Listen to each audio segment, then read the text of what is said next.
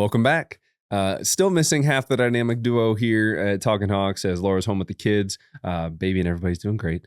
We got some Hawkeye updates, and we have a great interview with Gable Mitchell. Gable, not the wrestler, but a baseball player. So we're excited to have you guys dive in and listen to that.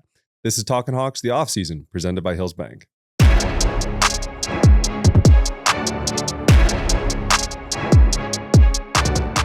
No matter where you are in life, Hills Bank is here to help you succeed. Whether you're buying your first house, saving for your child's future, or preparing for retirement, you can count on the people at Hills Bank for the support you need to reach your goals. It's easy to connect with a banker in person, over the phone, or on hillsbank.com. Because we believe banking is better through human connection. Hills Bank is an equal housing lender and FDIC member.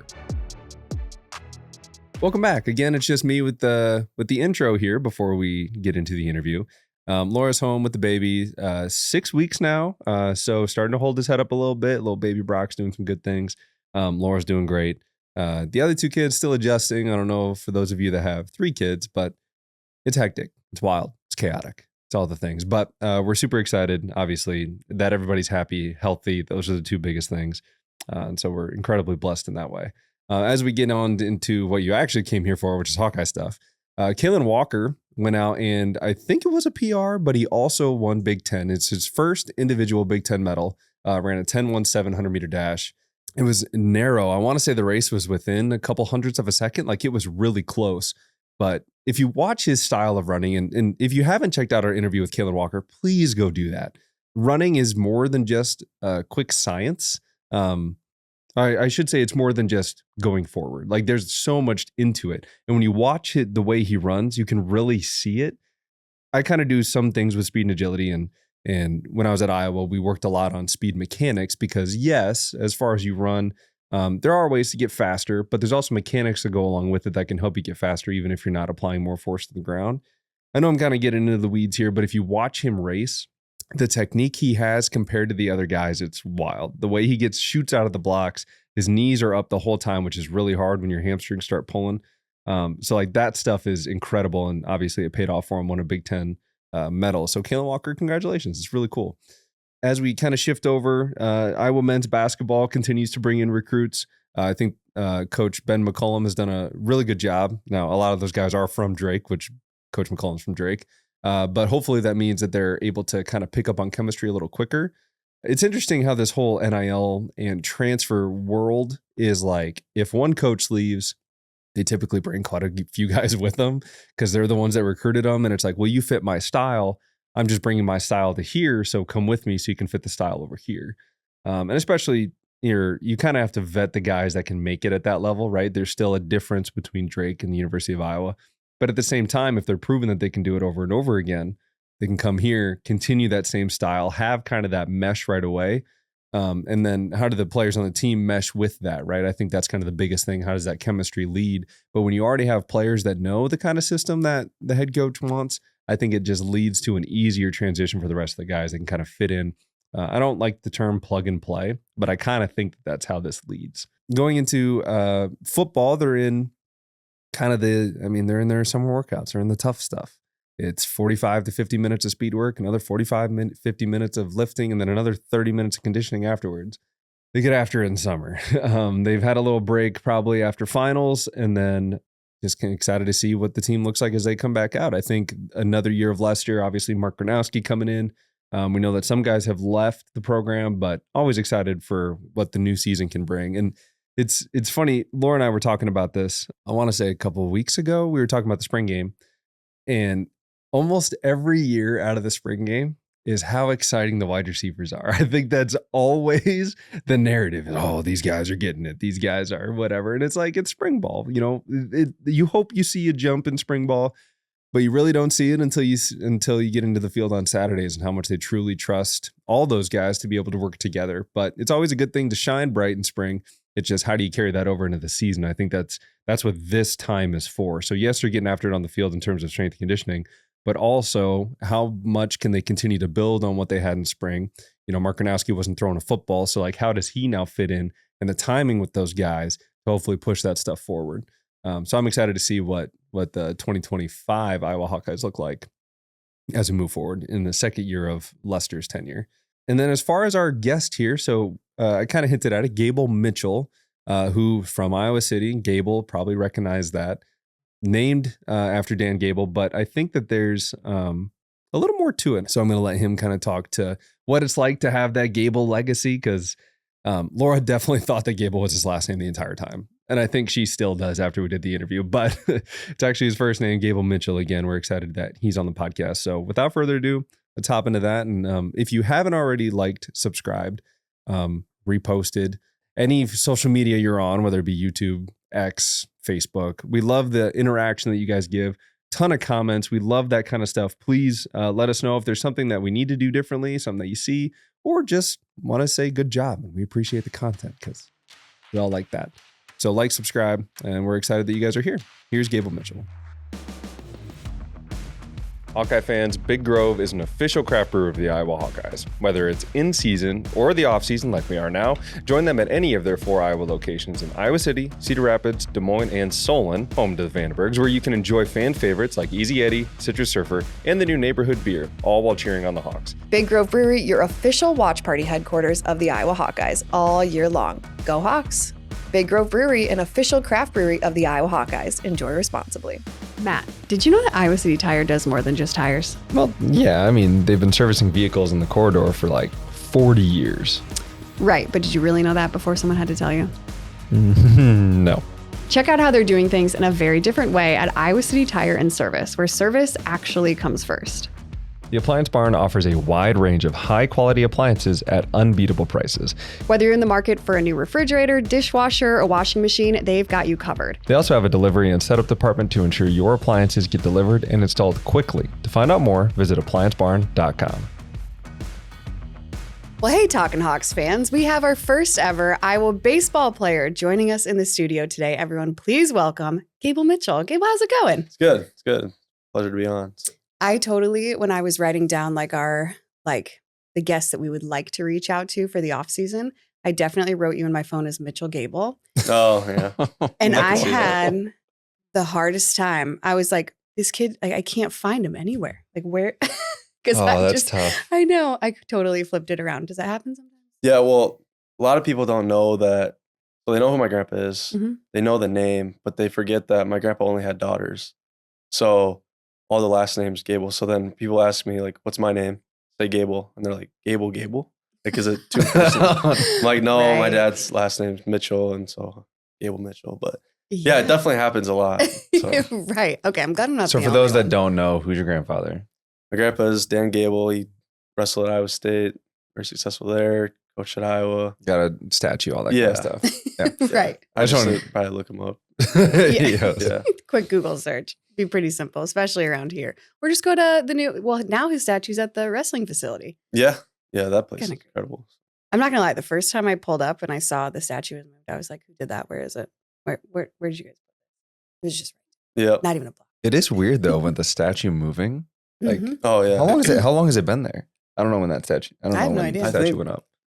I mean, I don't know for sure. Definitely 10 years at least. I think.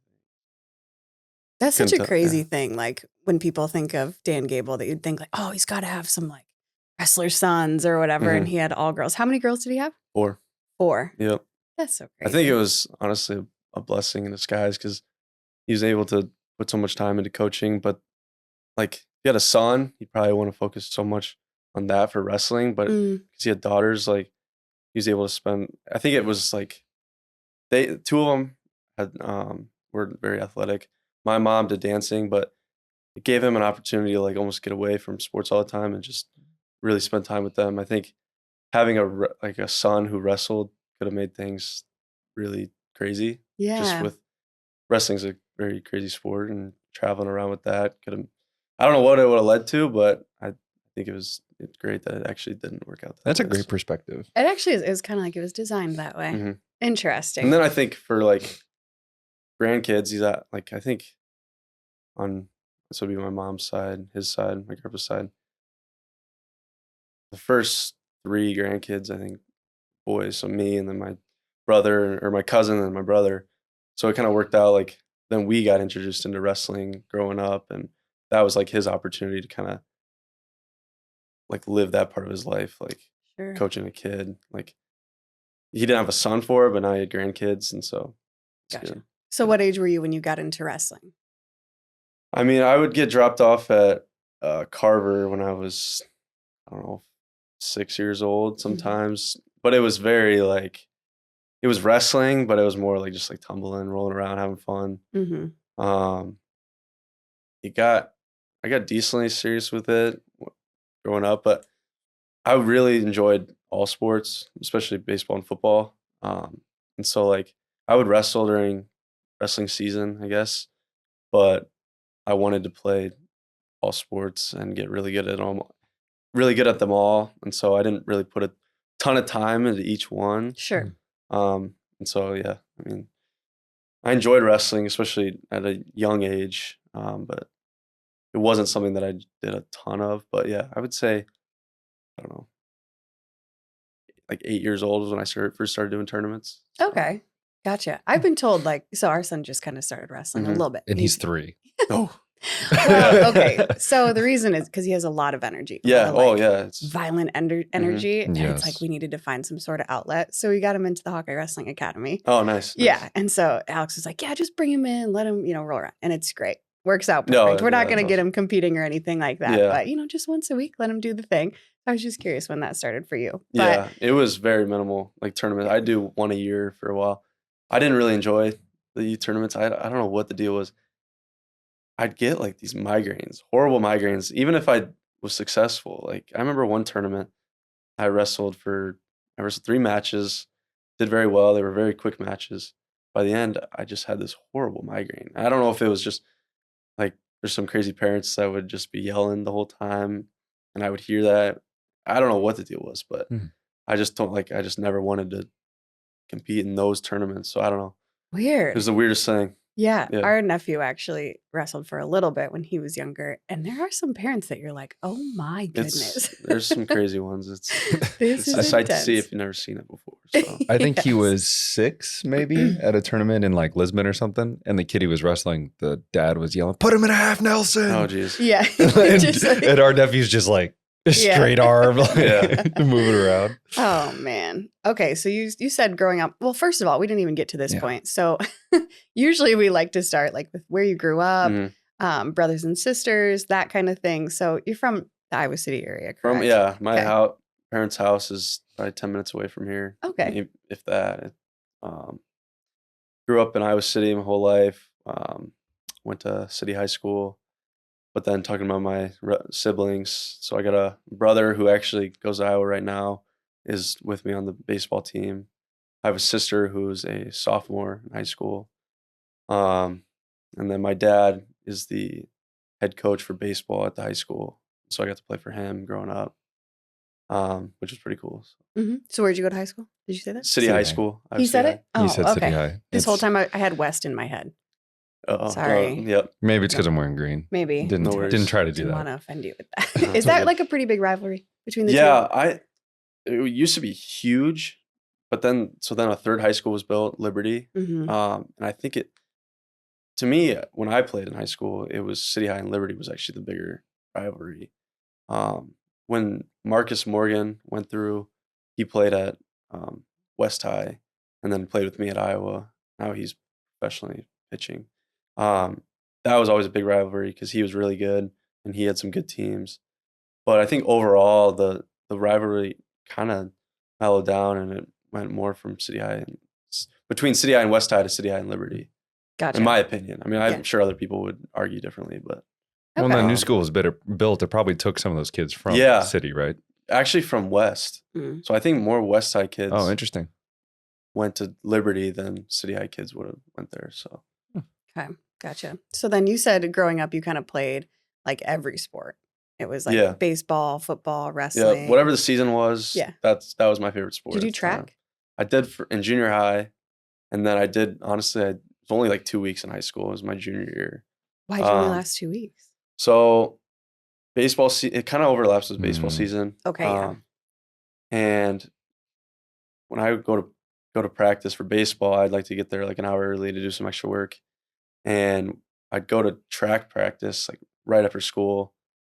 And it just started to interfere with it because my priority is my junior year was during that time of the year, baseball, Mm. and it just didn't really work out.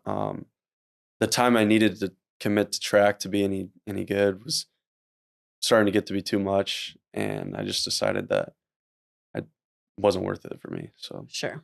That makes I sense. did get to run it in the Drake relays, which is cool. Nice. So I'm happy I got to do that, but What were you running? 4x2. Okay. Yep. How tall are you? Not tall. Like 5'8", 5'9". 5'8". We'll say 5'10", 5'11" for the podcast. Great. Yeah. Yeah. Just gonna put that out there. Any scouts that are watching. Yeah. Very good. And then let's see. Did you do football in Yeah.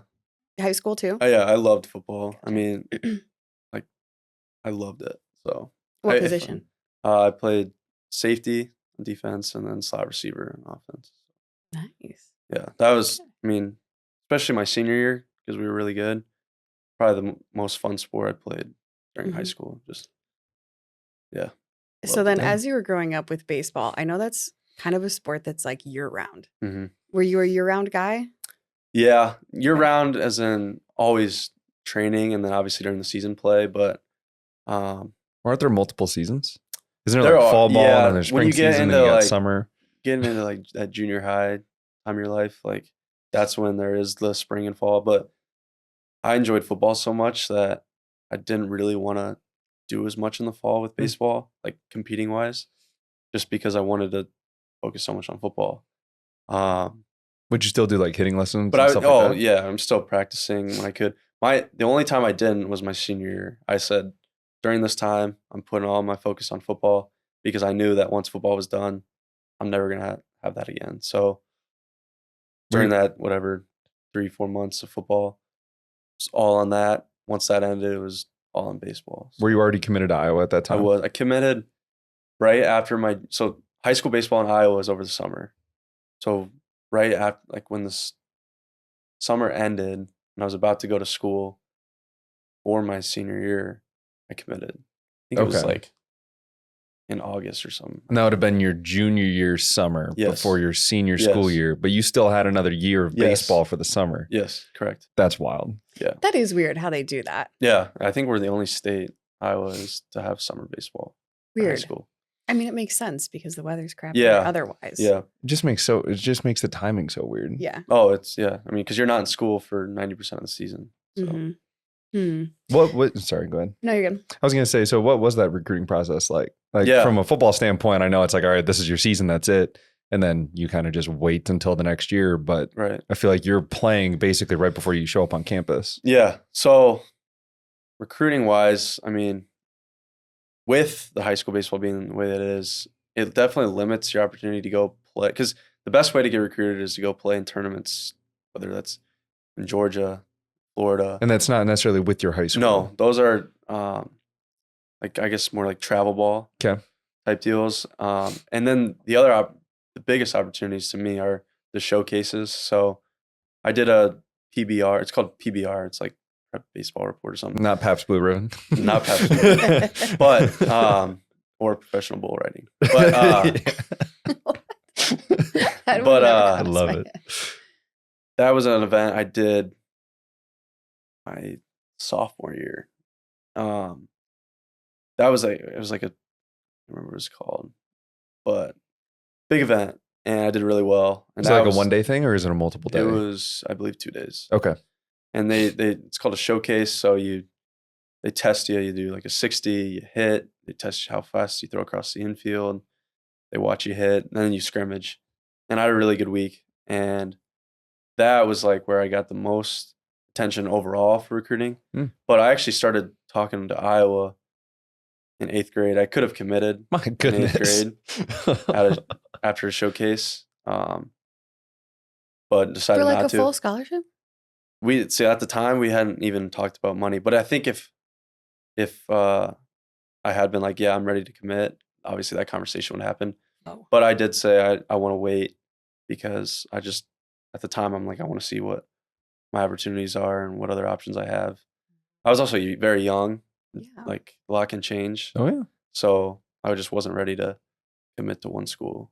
That's funny you say that because when I was typing in Mitchell Gable, when I was trying to do a little research before he showed up, when I was putting that into YouTube, a lot of the videos that came up, you looked so young. And I was like, when is this from? Like a lot of this stuff was you like doing like showcase. Yeah, it's type kind of stuff a is weird what it deal looked how like. it works. Yeah, it's lots of just like almost like training, like the recruiting is so weird because it's like a lot of the showcases you do, you don't even play. So you'll just take 5 ground balls, throw across the infield. You'll hit batting practice. You'll run a 60-yard dash. Like that's what most of these recruiting events are. For me, I wasn't always like, I'm still small. So like I don't put up like the best numbers, I guess you could say, for like testing purposes, but I always felt like when it came to game time, like that's where I really showed my ability, I guess, because at the end of the day, it's a baseball game. Like that's you can get hits, make plays. Like that was what helped me stand out. So There's probably a lot of guys too that are the opposite. oh, And that's got to absolutely. be a little bit frustrating. Yeah. Right?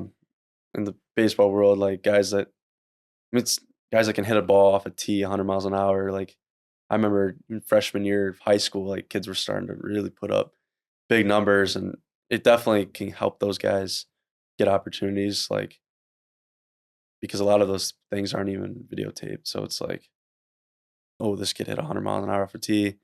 Who is he? Let's find out about him. Yeah. So it was definitely interesting in that aspect because I just relied on my ability to play the game rather than put up a bunch of numbers, I guess. So too, we always talk about this when we've got athletes on talking about like specializing in a sport. Yeah. I feel like now, especially with baseball, because it is like year round and you do get recruited so early. Like 8th grade is crazy early. It has changed. There are more rules. Okay. I think a coach can't even communicate at all with you till the junior year of high school. No way. I think that has changed within the last 2 or 3 years. Huh. Yeah. Wow. So that would have made things different. But yeah. For my case, yeah, it was crazy. That is, I feel like a lot of times with, like I said, with baseball, you see a lot of people try to get their kids to be just specializing in that. And it's like year round batting practice, year round pitching, year round. I mean, it's and then all like of summer's those like, okay, we can get 90 tournaments in these 3 months, you know? Right. Yeah. Thankfully, my family was super against that. Sure. And myself was super against that. Like, not that I wanted to do everything, but I wanted to play at least 3 sports, which was baseball, football, wrestling. So like, and I wanted to really be good at them, especially baseball and football. And so I was completely against like only focusing on one sport.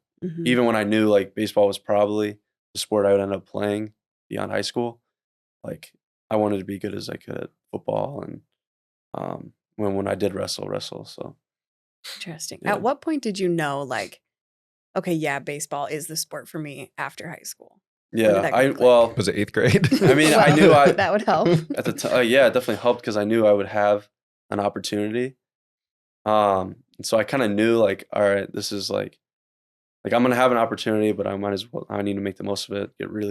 Try to get really, really good at it, but also be really good at the other sports that I enjoy because I didn't have it in me to like want to be like, all right, I know I'm gonna play baseball. I just want to be done with everything else. Like, it's just not the way I was. I guess I'm wired. I don't know. I feel like coaches probably like that aspect about an athlete too, right? Yeah, I To a think point. it definitely helped. I mean, they can see you compete in different ways, different opportunities, like different sports. Just see you as an overall competitor. If it's only one sport, I guess it's harder for them to judge you. But they see you competing in everything. That's probably what they're looking for. So. Well, and I think I might have mentioned this on the podcast before, but when I was getting recruited to play football at Iowa, Coach Morgan, who recruited me, came to more of my track meets than he did football games. Right. So it's being able to see you in those other arenas and like, is he truly an athlete or is he just like a weight room warrior, kind of like what you're talking about of being able to do this thing on the tee or run the 60 this fast.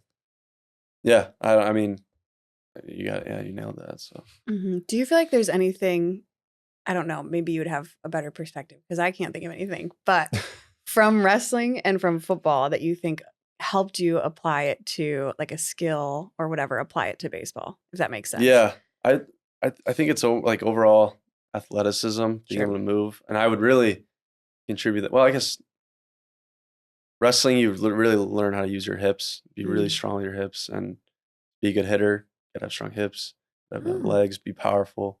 That never would have Um, crossed my mind. I was just thinking like taking shots, things like that, being able to be quick twitch in the hips. Yeah. And then actually, I think there's a lot of movements with ground balls, like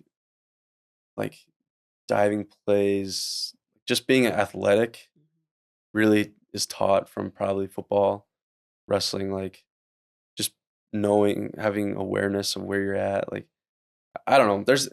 It's hard to say exactly how it contributes, but like you just know if you're coordinated in all these different ways, it helps. So Were there any other schools you were considering outside of Iowa?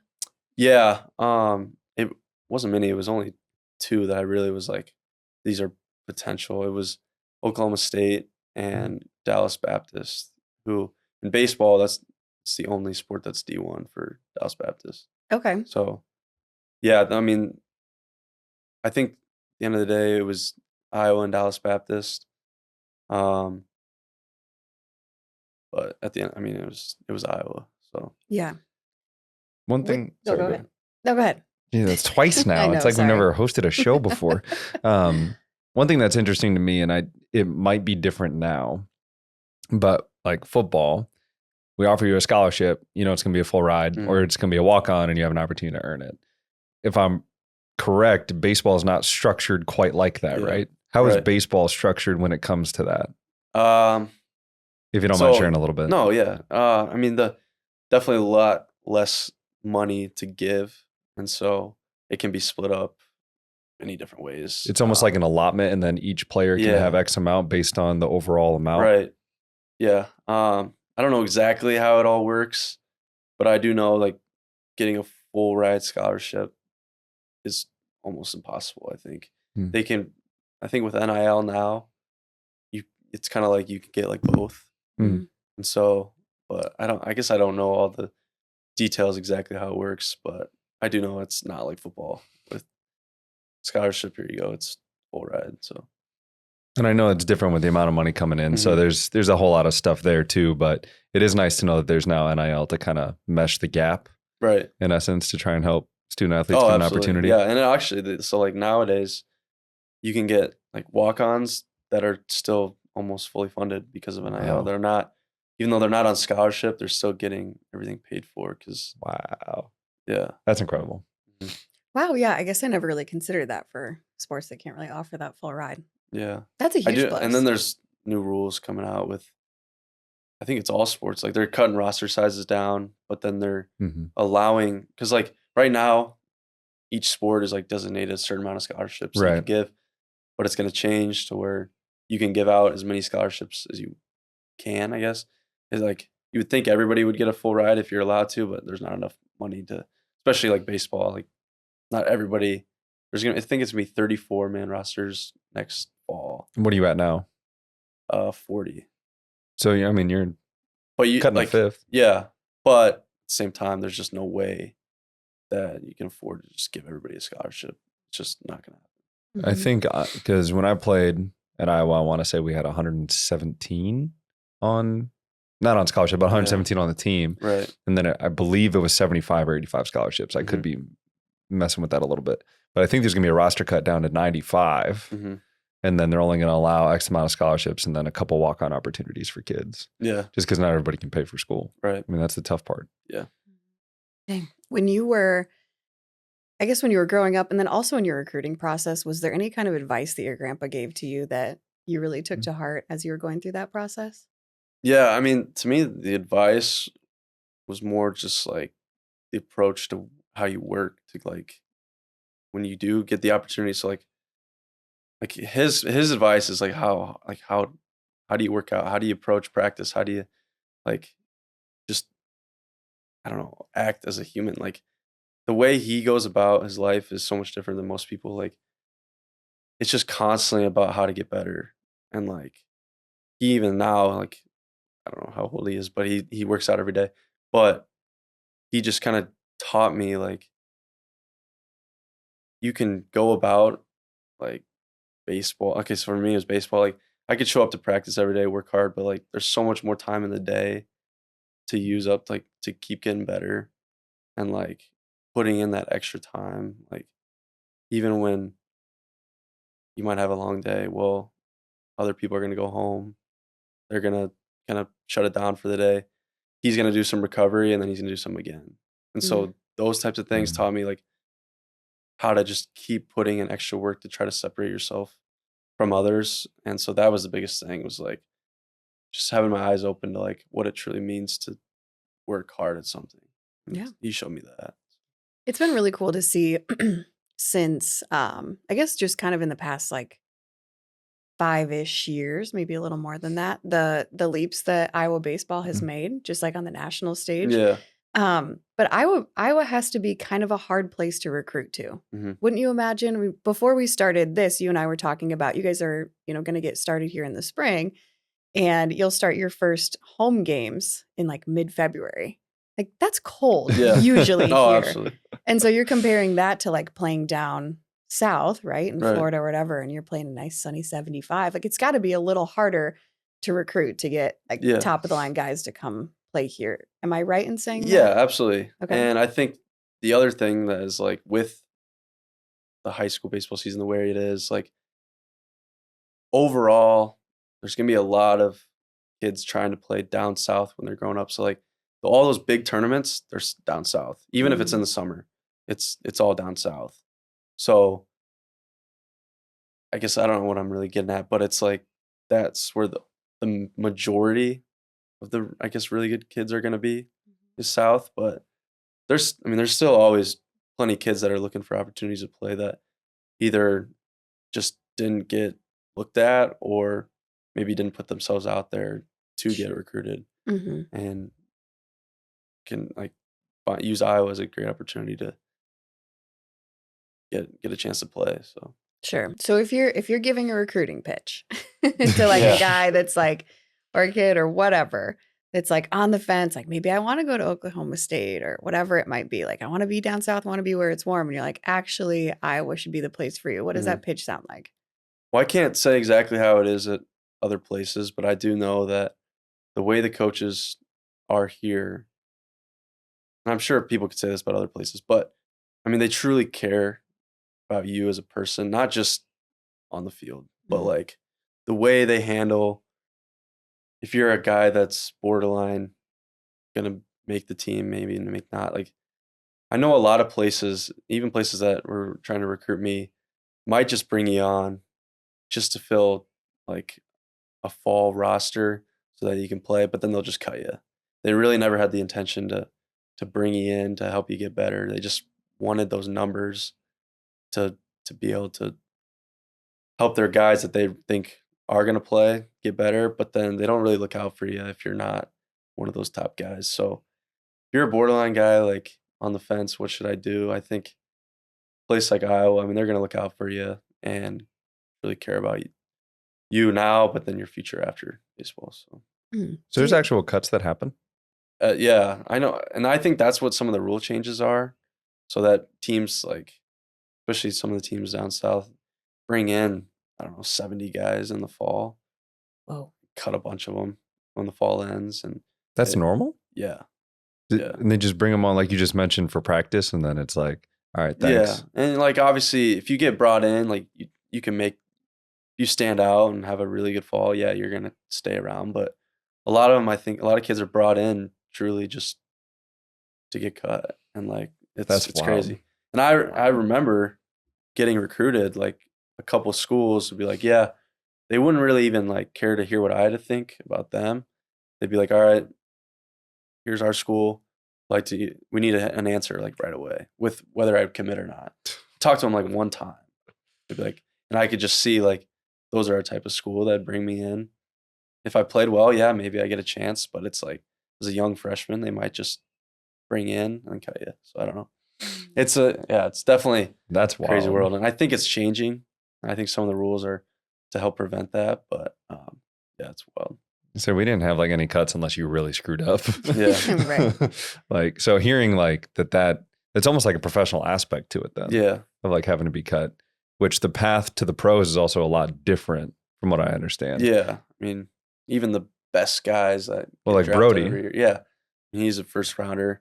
For those of you that don't know, Brody Brecht played receiver at Iowa and then focused on baseball. And from what I understand, he's a dog. Oh man, yeah, incredible.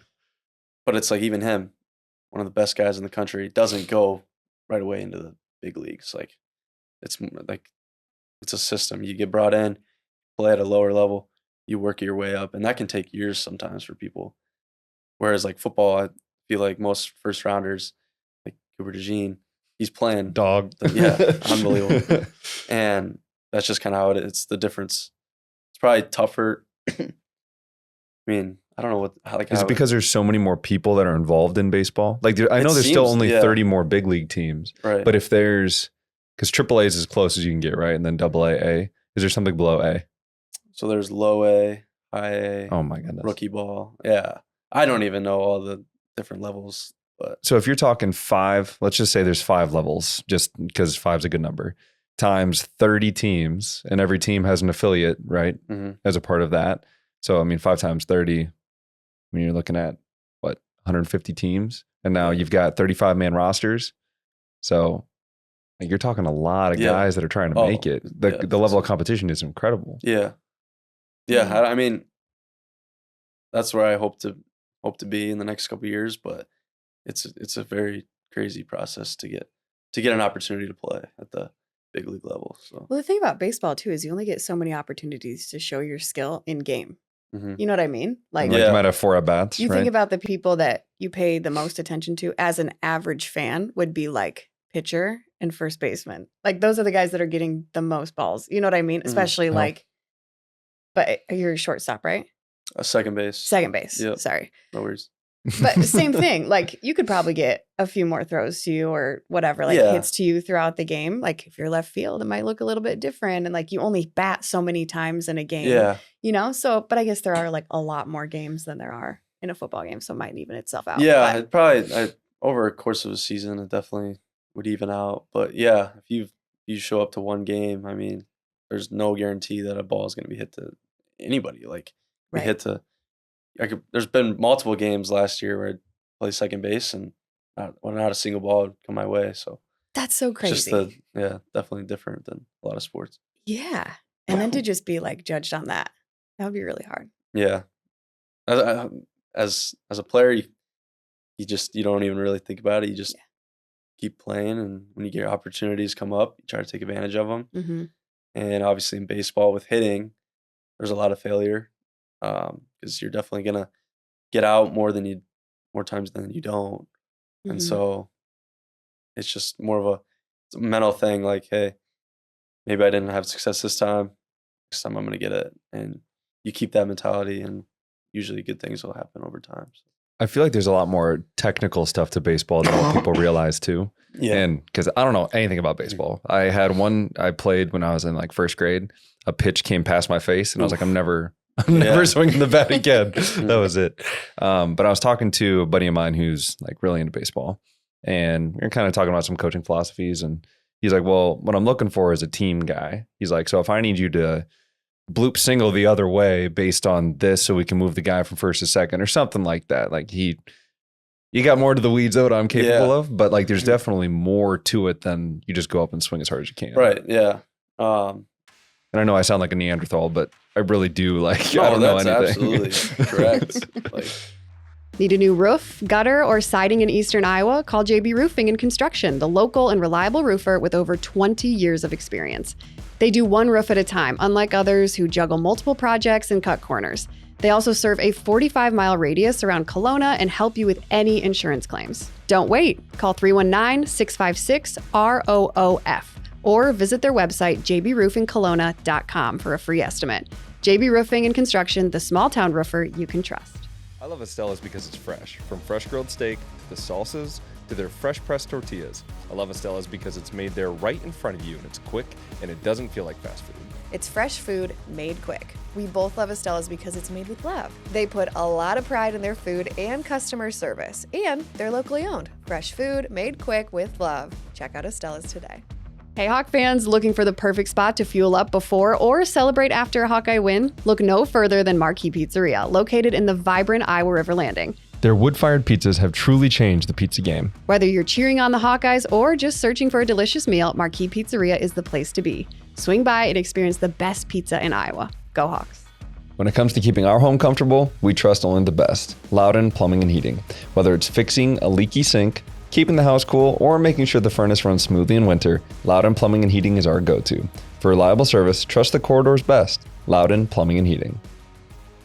Not every single at bat. It's just too tough to go up to every single at bat and just think I'm going to hit a home run here. And if I don't, it's a failure. Like there's so many ways you can have successful at bats without just hitting a home run or getting a big hit. Because especially in college baseball, I mean, it's you want to win. And so like you said, a situation could be a guy on second. Your job that at bat might just find a way to get him to third. And that sets up the next guy to be able to score him. So it's little things like that that can make you valuable as a player. Can you do just your job? Our coach calls it a 1/9 because you have 9 batters. Just do your one part. Don't overcomplicate it. Does it change a lot of the swinging mechanics when like you're talking like trying to go?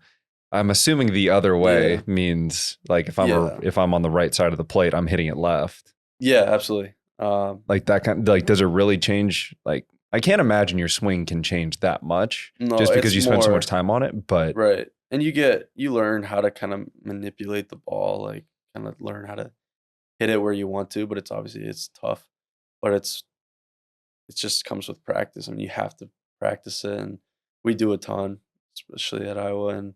And if you're a right-handed hitter and you're trying to hit the ball the other way to right field, you have to learn to let the ball maybe get a little bit deeper, look for a pitch that's on the outer half of the plate, and then that gives you the best opportunity to hit it the other way and do a job. Yeah. So this is all like fascinating to me just because I never really got into it. So learning this kind of stuff is cool. So normally I don't get this into the weeds, but I appreciate you just humoring me here. How soon, because the pitcher's mound feels like it's not that far away, and you got guys like Brody Breck throwing 95 miles an hour. Yeah, how he's soon? 100, I think he's over 100? Yeah. Dang. So how soon do you have to know what that pitch is and if you're going to swing or not? Yeah, they say if you blink, it's already past you. So I don't know the exact science, but I know it's extremely fast, and that's.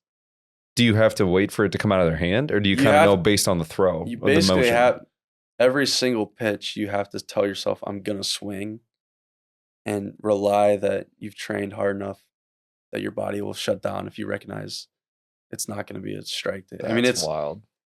I don't know how you do it, but it's just,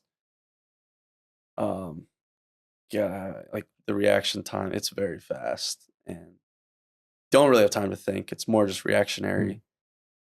But I don't know.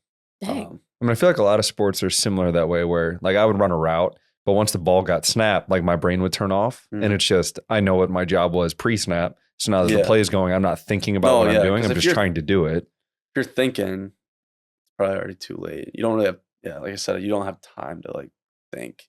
The thinking happens before the pitch is thrown. Mm-hmm. Like, what is this guy looking to do here? Is he trying to throw me a fastball? Is he trying to throw spin, which would be slower? Mm-hmm. So you can kind of figure out how pitchers are trying to attack you. It helps you be on time, which is the best way to like be a good hitter, is being on time with the pitch. So, but it's difficult. Like obviously, most of the time you go up to the plate, you're not going to be successful. Unfortunately, just the way the sport is. But you learn how to, like I said, be on time, or you learn what like you can kind of sometimes get in the minds of opposing pitching coaches and figure out how are they trying to attack you. If you get on the same page with them, your chances go way through the roof with being successful. So it's kind of interesting talking about like the juxtaposition between how you were, what I'm assuming to be a rather successful wrestler. You said that some of your matches decent, were quick. It was one specific tournament. When I got to high school, I was a decent wrestler. I wasn't anything that special, but I'm gonna build you up a little bit here. So if you're like, let's just say you're a really good wrestler versus baseball. So wrestling, like you probably can't lose more than 2 or 3 during the season in order to be considered elite. Whereas you can strike out 2 out of 3 times, maybe not strike out, but get out 2 out of 3 times in baseball. Yeah. Like you have to be this unbelievable level of confidence and perform knowing you won't here. Yeah. And so like the level of failure is so different. Mhm. I don't know what I'm trying to convey here, but it's just, No, I understand what you're saying.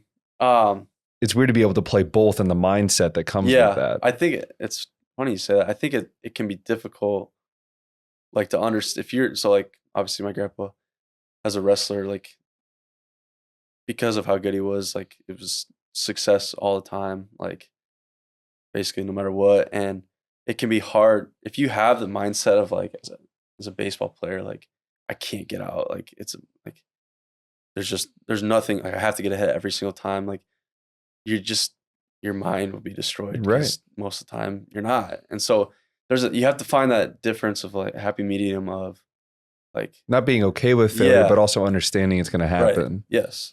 And so it can be tough between the two sports because a wrestling mindset to me is more like I'm gonna win every match. Right. Like, And some people there's can no go out other and do way, that. But nobody's batting 1,000. right. So yeah, you got to find both. It's a weird aspect. I thought that was really cool. Yeah. Has anyone ever batted 1,000? Not, I don't even think not we- more than what at bat. No. That was just a question. Sorry. Over time, I don't know. Professionally, not even close, which is crazy. I want to Dang. say they're usually like if you're batting close to 4, Oh yeah, you're Like very you're- good. balling. That's so crazy. But college, there's always every year few college guys that bat over 400, Dang. and those are like top guys. Mhm. And that's still And more even than if you're half. hitting upper 300s, like you're a dude. So Yeah. And you're getting out more than half the times you go up there. Yeah. Like that's crazy. Right. Do you have a favorite MLB team? Because obviously growing up in Iowa, like we don't have any yeah, professional sports. Was there anybody that you really clung When on I was- to? when I was like growing up, it was weird. It was the Yankees, and it's tough Why? because I like Derek Bandwagon. Jeter. I know, but at the same time, it was like I just saw Derek Jeter as somebody like I thought was cool. Mhm. And when I was really little, like he had already had his most success was like the late 90s, so I wasn't even alive yet, but I knew about that stuff and just thought it was interesting and always kind of wanted to be like him, even though at the time I didn't really know what that meant. It was just like, oh, Derek Jeter's cool. I want to be a Yankees fan. So Mhm. So would you like to play But- for the Yankees? well, I was gonna get to the point where I'm sorry. I haven't really like I don't really know if I have one specific team I'd really root for every year. I love to watch baseball and during the World Series, like that's my favorite time of year to watch it. And I usually just pick a team to kind of root for, but I don't really have one team that I cheer for all year round. Now, football, on the other hand, I Green Bay Packers, and I cheer for them all year long, every year. So Why is that?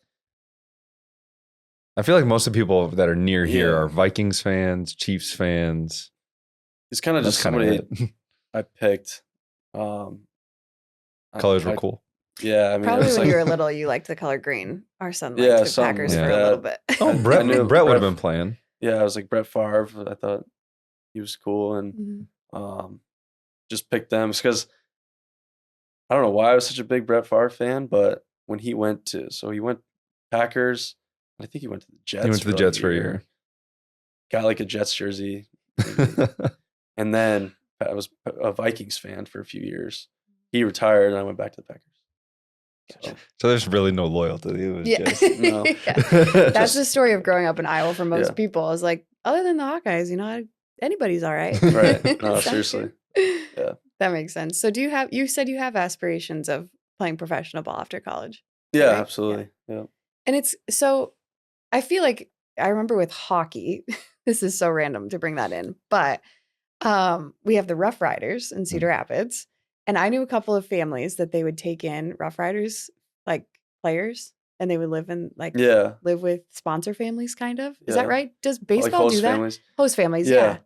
I believe that's the case for pro ball. Nowadays, they pay for your housing. It's a lot different than it used to even be. at the but lower levels. Yeah, it's a lot better than what it used to be because there used to be like some like horror stories of like like low level professional, like barely even able to survive off the money you got. Like you had to pay for everything, and like it was just you're better off almost not going the route of professional baseball. What I'm saying, like in the past, Yeah. like Sure. you almost were better off not doing that because it was so miserable. And Jeez. but what I can relate to is in college you play summer baseball, so you go play for these teams across the country. That it's a wood bat league, and it's more of like a professional style schedule where you're playing every day, and that's where you live with host families. So I lived with a family in La Crosse, Wisconsin, because that's where I played summer ball for the last 2 years, and thankfully they were awesome. They were Hawkeye fans, great people. Um, at the professional level, I don't know exactly how it works with host Okay. families, but Have you heard horror stories with host families before? yeah, Really? yeah, Wait, yeah. like what? Just some families almost want to treat you like you're their kid, and Oh. like want to know everything about you at all times, and like where you're at, like what you're doing. Like you get home because travel or summer ball, like you'll get home at like 3 a.m. sometime. You'll want to go to bed, and like you get home and they're like waiting for you. That's what like I've heard from a couple teammates. They'd be like waiting for you at like 3 a.m. Like want to talk to you for like a couple hours. It's like middle of the night. You just want to go to bed. I haven't heard anything like awful, but there's just a couple weird situations. But I think for the most part, the host families are pretty good. They So, vet them okay. yeah, because I think the teams try to pick people that they think are going to be good for. Do you for get the to job. buy your own food, or do you eat their food? So they, especially Such like a weird question. No, it's interesting because like my host family, they would ask me like, "What are certain things that you like to eat?" And then they would buy that for me. So like especially like breakfast stuff, because I'm gonna be around for breakfast most of the time, but like lunch, I'd usually take care of myself, and then after games, they would have dinner for us. The team would actually provide dinner, so that was Oh. nice. Yeah.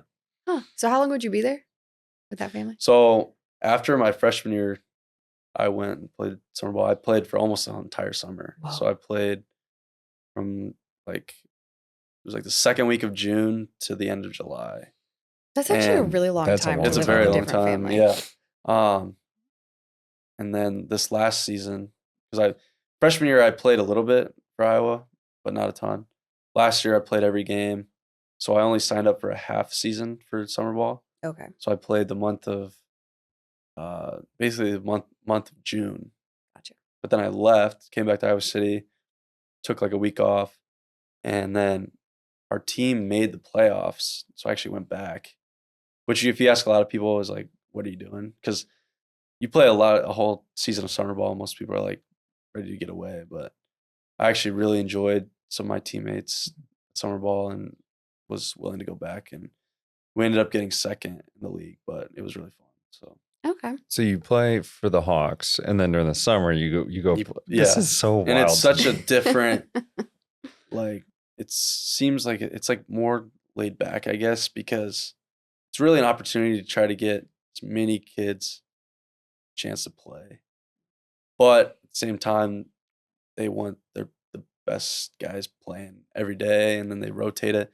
But it's like I guess it's not as much about winning and losing. You want to win, but it's more about like just getting the kids the opportunity to play. So it's a different mindset. Because college to me, it's more like win. Like how do we win? So Is there, because you're doing it multiple times, does there ever become, and I'm not saying you specifically, kind of a well, my coach at summer ball had me doing this, and now I come back Yeah. to Iowa, and now my throwing mechanic is different. Like, the summer ball coaches, at least the ones that I've had. Now I don't know. I can't speak for Right. everybody, but they're really good about like not trying to do. They understand like we've been taught certain things back at school. Their job isn't to just like completely change us to mold us how they want us to be, because we're gonna go back to our Right. school in the fall, and if we go back doing all this different stuff, but at the same time, there's a lot of things like people like that can offer to help you, and it's kind of up to you to pick and choose like what things are valuable that can help you down the road. Mm. But I've never been around anybody that's like, oh, we need to completely change you Sure. based on. But if you're really, really struggling and you're there the whole summer, like they might try to offer you some advice to help you because you're there the whole time and you're struggling, it'd be horrible. That's right. Yeah. Do you have any aspirations to play for the Bananas? Savannah Bananas. I have never thought about that. Can you dance? Do you have rhythm? Decent. No. But No. not really. If you hesitate at all. No, I would say you no. don't have That's rhythm. not something that I've ever really thought about doing. How do I don't think I have the personality for that. So Sure. How do other baseball players view the Savannah Bananas? Because to me, it kind of seems like a joke, but they're also like doing a dance move and then throwing a really good pitch. No, Like, they are. They seem to be good players. They are. It just I is, think like, they are weird. very good players. A lot of them, I think, are guys that maybe were lower level pro guys that maybe didn't have a chance to make it to the big leagues, but this provides another opportunity to keep playing, but then also like entertain people. And obviously, people that play for the Savannah Bananas are going to be high personality people, like funny and like you said, and have rhythm and dance and just their job's entertainment. And if you can do that, then I think it's a great opportunity. So, They're kind of like the Harlem Globetrotters of baseball a little bit. yeah. Something like that. Because clearly, like the Globetrotters have skill. They have a Right. certain amount of skill. No, you don't see that? No, I agree. It's almost like the Savannah Bananas. I can't even say it. I don't want to say it's more of a joke in terms of like there's more going on. Mhm. They're like Harlem Globetrotters still play basketball. Yeah. They just do a lot of tricks with it. Right. But like Savannah Bananas like do the whole They like got TikTok it. dance and then they throw it. Like it's Yeah. interesting. I'm not calling them a joke. I hope that doesn't. No, but I mean, it's the like baseball aspect is almost like a side thing. Right. It's like it's just fun and like Have you ever gone to one of their games? I have not. They were I've seen in- a few videos on like Instagram Yeah. of it, but They were like near here at one point, I think last summer. Mhm. I don't know who they played though. That's a I'm not great really question. I sure. don't know. yeah, Yeah. I'm sure it'd be So- really if you're just a fan, it'd be really fun to go to Yeah. because I do know one of the rules is if a guy hits a foul ball into the stands and you catch it, they're out. So Oh. that'd be kind of a fun aspect as a fan. You Yeah. might be able to contribute to the game a little bit. Sure. So It's really interesting how the other leagues kind of pull in these rules to try and make the fans more of a part of it. Mhm. Like that. Sorry, I didn't mean to cut you off. Well, I just have a question about baseball culture because I compare it. I'm not going to say I compare it to, but it's kind of in a way like wrestling culture. Like you can spot the wrestlers. You know what I mean? Like Mhm. Oh, you absolutely. have a very distinct, not just Walk. look, but like the way that they interact with each other. Like sometimes I watch them and I'm like, guys, like just relax for a second. Yeah. You know what I mean? And I mean that in a loving way, but it's just like they're always like kind of like messing with each other and like, Yeah, you know what that's I mean? Like just the way they are. Yeah. it's just their deal. But with baseball, you guys are kind of like big kids, it seems like. Mhm. Like when you're doing like post-game interviews, there's like guys Oh, doing funny stuff yeah. with hats in the background. There's like a rain delay. And maybe this isn't more like the Division I college level for like rain delays and things like that. I little actually, bit. I know what you're talking about. There's just like goofy stuff or like the Yeah. rally cap stuff. Like you have to find a way to probably entertain yourself in those longer games, especially when Right. you've got delays. But there is a certain baseball culture where it is kind of kid-like, right? Oh, absolutely. Yeah, I mean, we always actually talk about as a team, like kind of remembering that it is like a kid's game, like because with all the failure that is involved, it can be like, demoralizing sometimes to show up to the field when like maybe the day before you had 5 at bats and you didn't get a hit one time, and like you just remember you treat it more like a kid's game. Your mind has more fun with it, and then it usually leads to more success. So having that ability to just make it fun, be a kid, it's what helps you get through all the tough times that are brought along with the game. So Sure. That's a very serious answer to that. Yeah. I feel like I'm trying to like get something Yeah. funny out of you, but you keep giving me these stone cold answers. oh well, that's It's almost like his grandpa was Dan Gable. It's just the Gable you Gable want over you here. want a personality guy. You need to bring on Blake Guerin. He's a big guy on our team. He's our first baseman. He'll give you some great answers, some Yeah. funny responses. You're fully owning like it's not gonna be me. So stop. Yeah. What do you guys do during rain delays or like storm delays? Because you go sit. Where do you guys go? Yeah, we had, so I'm trying to think. Last year we were at Nebraska and we had like a 4-hour rain delay. No. But we didn't know how long, because at the time you didn't really know how long it was going to be. So like, I remember some guys were doing homework. A bunch of us were playing just games on our phones, like just trying to kind of pass the time. I mean, cards is a big game or big thing that goes on. There's this game called Hacky Sack, which is like this little ball. Try to kick with your knee, keep it up in the air, and then once you keep it up for a certain amount of time, you grab it with your hand, throw it, and try to hit a guy, hit them, and like that's how you get them out. And it's just a bunch of different things. I mean, you're literally truly just trying to pass the time. Yeah. Because I haven't been a part of too many rain delays. I do know like rain cancellations. If a team puts out the tarp, people like to go slide and Right. have fun with that. I've definitely That's seen a not lot your of that. thing. But at Iowa we don't have a tarp just because we have turf, Sure. so that really never would be a possibility. But I feel like you would say this. They'd be like, let's put the tarp out and everyone go run. And you'd be like, guys, I love that you're doing that. I would But- absolutely take part in that. Would you actually? Oh, absolutely. Yeah. I mean, slip and Okay. slides are slip and Yeah. slides. I don't know. And it's built in. He's if they very bring it serious. out. He is. Like- Gable over here. Yeah. Yep. Okay. That'd be a crazy name. I do have another question too Oh no. about baseball. Her pregnancy brain's going down. No, it's more just that I've never like really been involved in the game of Mhm. baseball, never really like seriously played softball or anything like that. So I was like the average person, which I'm probably not even the average American because most Americans love baseball. But just watching, there's some things that I'm like, what could they possibly be doing? So when you guys, the infield all comes out to talk to the pitcher, Oh, what are you guys talking about? Because you have to just, in my mind, it goes, hey, if the ball comes to you, grab it, throw it to the first baseman. We're going Yeah. to try to get the next guy out.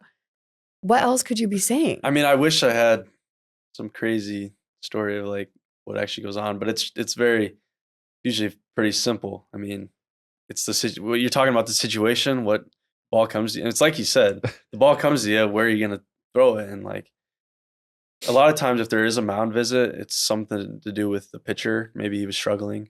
Okay. So you can try to give him some encouragement, but there's not a whole lot to it. I mean, if a guy's warming up and you're just kind of standing around talking and you're talking about anything, I mean, Yeah. just having fun, and I call it shooting the shit. I mean, you're just Yeah. having a good time How do you talking about random stuff. How do you feel with the pro guys now? They've got a mic like while Oh. they're playing. What do you think of that kind of stuff? I actually think it's really cool. Have you seen this? No. They're like Yeah. doing an interview. There's like a shortstop. I'm blanking on his name, Mhm. but he had a mic here and they're like interviewing him as he's playing. And he Yeah. goes, oh, let me make this play quick. Yes. Yep. He Absolutely. throws the That's guy out at best video. first. Yeah. Yeah. I mean, I think it's one of those sports that you can do it because there's so much downtime. I mean, in between every pitch, there's nothing going on. So you can just talk to a guy. And then I probably keep like, sometimes being so locked in is actually Mhm. worse. So like just having fun, they're talking about random stuff. Then it just kind of lets your training take over and you just play. And So it's probably easier that way. I think it would be. Somebody who's in my ear, like, because you can't think about anything negative. And that's the biggest struggle with baseball is there's constantly, like everybody will tell you, like there's constantly negative thoughts that are trying to get into your head. Probably some form of self-doubt or something, right? Yeah, absolutely. And so somebody was in your ear talking, you don't have time to think about that. It's just, they're probably going to be telling you honestly positive things about you, whether you want to hear it or not. Like I know those broadcasters, they're always kind of hyping Mhm. those guys up. And I'm sure it helps them. So You should just start playing the game with AirPods in.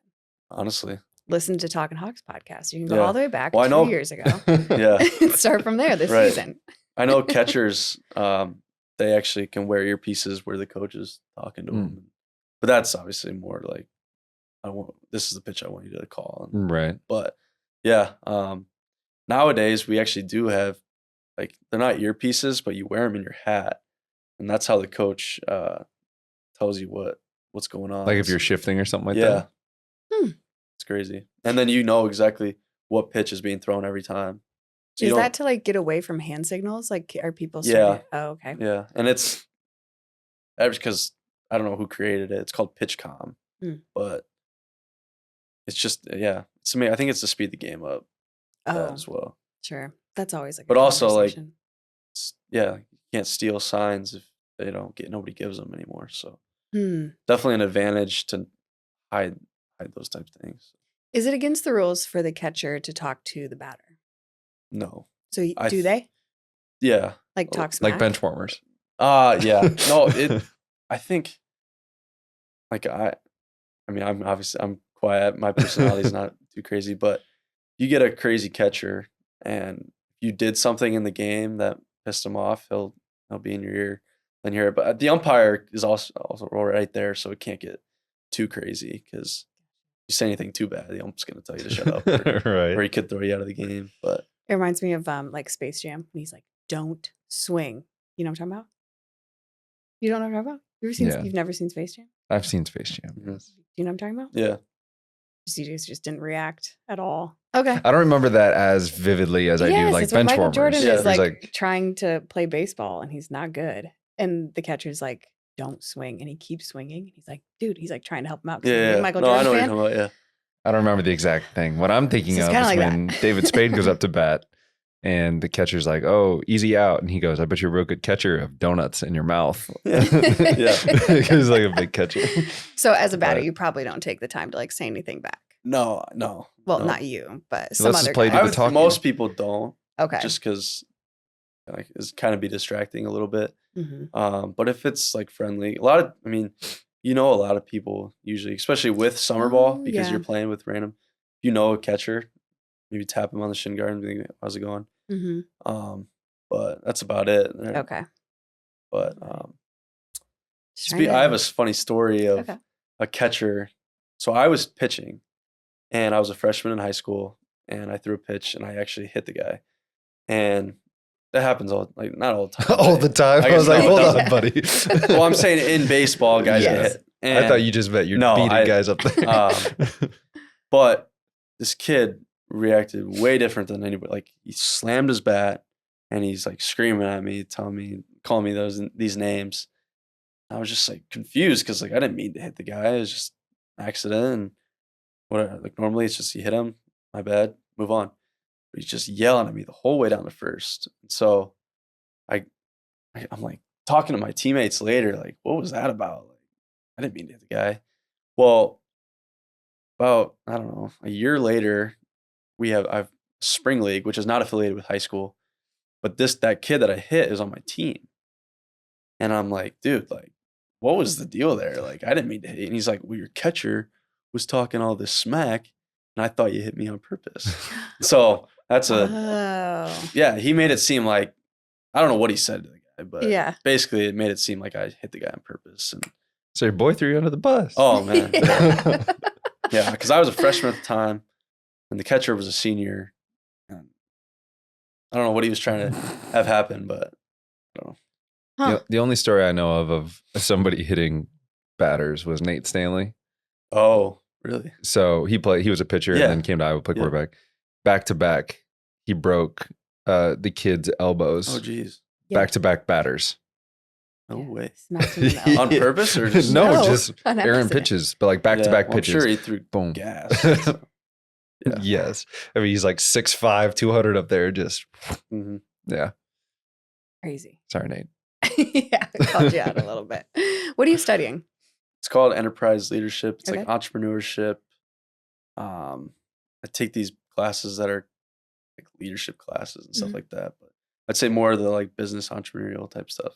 Did you want to start your own business someday, or what's your goal? Post Potentially. baseball. Yeah. I think my main goal in life is to coach when I'm done playing. Nice. I took the entrepreneurship stuff just because I thought that would teach me a lot of things to like someday if I want to start a business, Mhm. show me how to do that. But my main goal in life would be to coach after I'm done playing. The good news is you know somebody that's Yeah. pretty successful in Yes. coaching. So Yes, I'm thankful for that. You probably don't even need a college class to know. Yeah. Yeah. Oh, very cool. Well, we wish you the best of luck this season, and we Yeah. can't wait to watch you guys. We just appreciate all your time. Yeah, thanks for coming coming Yeah. I on. appreciate having me on. So